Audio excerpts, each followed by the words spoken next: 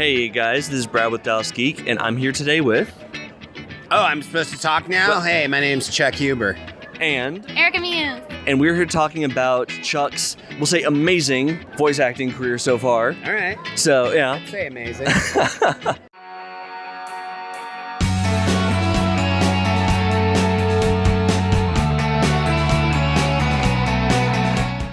With everything from Tokyo Ghoul to Assassination Classroom, all the Dragon Balls, and just so much in between. It seems like you've covered the full spectrum almost for the big animes in recent years. What's been your favorite? I don't know. Probably, I started with DB Dragon Ball Z and then went to Yu Yu Hakusho. Yu Yu Hakusho was the first time I ever met fans, so that's kind of a favorite for that reason. I played Hiei in Yu Yu Hakusho. Soul Eater, Dr. Stein, people love that one a whole bunch too. And, I just, it's an amazing fandom. So it's just we're really, as an actor, to have a career, that's a difficult thing. So just really lucky to be still voicing characters after all these years. Is there a genre that you haven't done that you want to do? Anything Pixar. Just if you're listening, Pixar, I'm ready, willing, and available. And if we could time travel and I could go back and be in all the Miyazaki movies, that would be incredible too. Yeah, no, I can do that. Just you gonna could be say in the that. next one. Okay. You never know. Maybe. So, there have been, we'll say, some controversial characters that you've had, ones that have had very strong reactions from the fans. Fullmetal Alchemist was probably the strongest reaction that I've seen from a lot of people. Yeah. They hate me for it. Yeah. I played Shao Tucker, and that was when I recorded it, I thought it was hilarious. The guy who did his daughter is funny. And then I watched the series, and I was like, I'm a horrible human being. Have you seen the people that cosplay that? Yeah, Oh they make me laugh.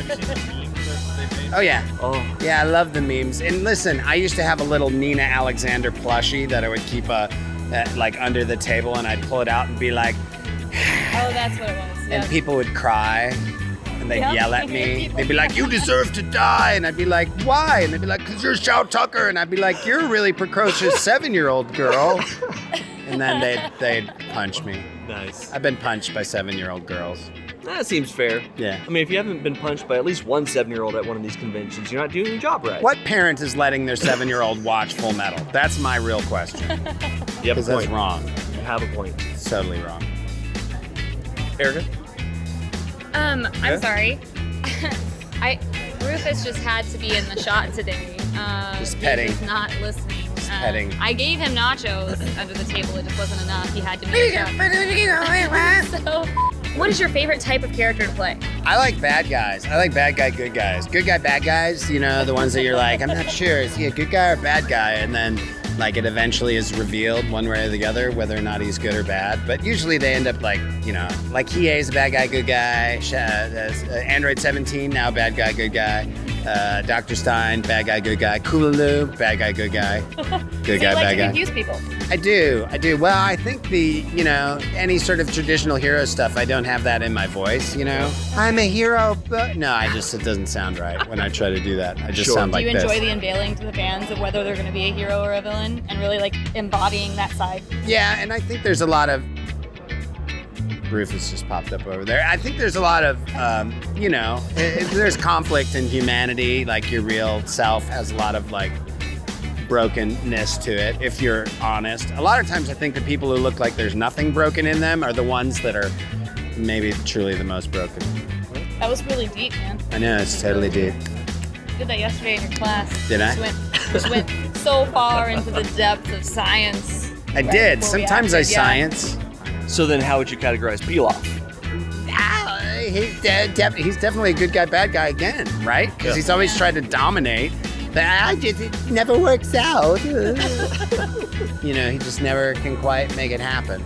Well, your class yesterday was absolutely phenomenal. Thank you. What do you think are your biggest inspirations for your classes and what you do for your acting? Oh, well, I went to school at DePaul University in Chicago, went to the Conservatory Goodman School of Drama, and the teachers we had there were phenomenal, and I loved The acting scene in Chicago, I miss it desperately, still to this day.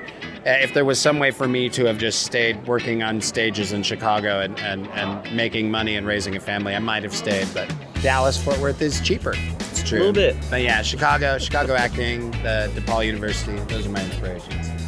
Particularly Viola Spolin, if you're into that type of improvisational work. Okay. Nice. Wow. So then, if you've done theater, like proper theater, Oh yes, I've done proper theatre. and then you have voice acting, Yeah. what's been the biggest difference for you, like approaching it as an actor? How do you approach theater differently than voice acting? Well, or is there a difference? No, there's no acting is acting, but the structure of the rehearsal process in theater obviously is way different. To rehearse in voice acting, it's like, here, preview this Japanese line, you're a bad monster, and go. You know, like that's about how much time you have a lot of the time.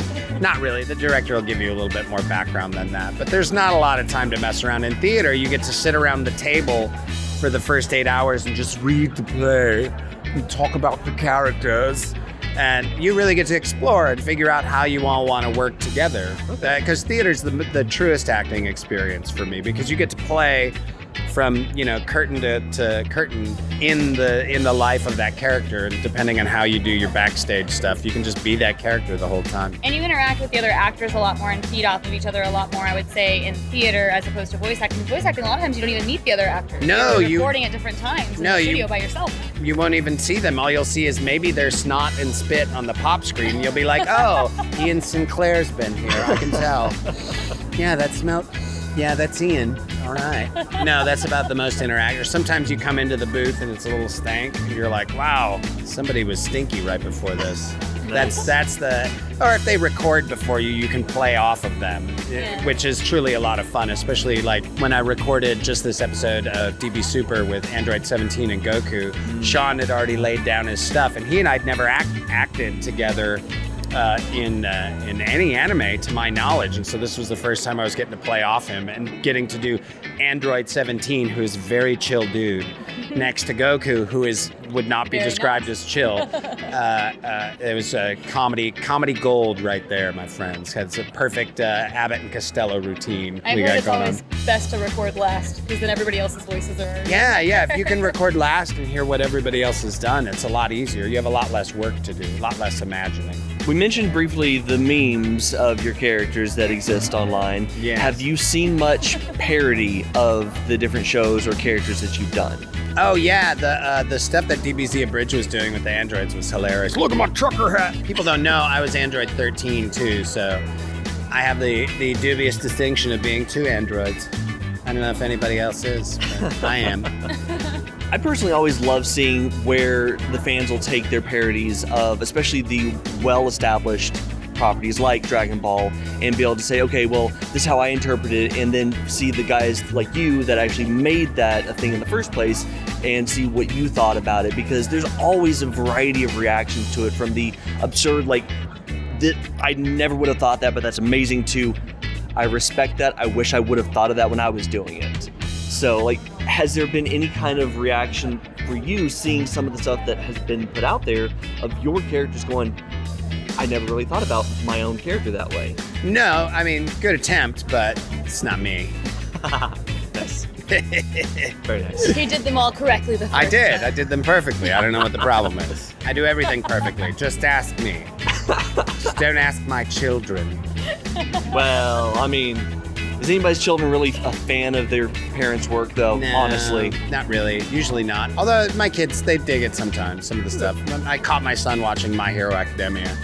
Yeah. So I mean, he's in cartoons. That's pretty freaking cool. Yeah. A little bit. Yeah. Very I mean, my nice. dad did impersonations of cartoon characters. He never was them. So Right. That's pretty awesome. yeah, did you see Goku's getting a Thanksgiving Macy's balloon? Oh, Really? wow. Oh, yeah. No way. Big time. We're big That's time not now, gonna give him people. a big head or anything. We're Snoopy big time here. That's how big time we are, like Snoopy. That's awesome. It's true. Is there anything else you'd like to tell us about any recent projects or upcoming projects that you'd like people to check out, or any website that you'd like them to go to see what you're working on? I got a movie coming out, I think over Christmas, called The Harrowing. Okay. Oh. Amazing horror film made by my friend John Keyes and Matt Tompkins, Wolf Clan Productions, Highland Mist. It should be, it's fun. It's a good one. I won't spoil it, but you get to see me right off the bat. Is that the one where they said, grab the gun over there and run over there and the helicopter? No, that was a different one. That was a okay. different one. Just checking. This one, That sounded interesting. there was gunshots in this one too, but Okay. it wasn't that. It was a little complicated, but not that complicated. And where can they go to see all of your upcoming work? Funimation.com. Okay. And the Harrowing is in theaters, I believe. Nice. I believe so. And then, of course, last thing, social media. Do you have it? Do you like it? Do you use it? Yes, Chuck_Huber, and of course my Now Voice This competition is starting up tonight at 9 o'clock, and this probably won't air before then. But you missed it. Very nice. Well, if you're interested in checking out any of Chuck's work, and I highly recommend that you do, the links will be down in the description below. So go check him out, show him the love, and until next time, this is Brad with Dallas Geek and Erica from Scarlet Muse Yes. saying, see ya.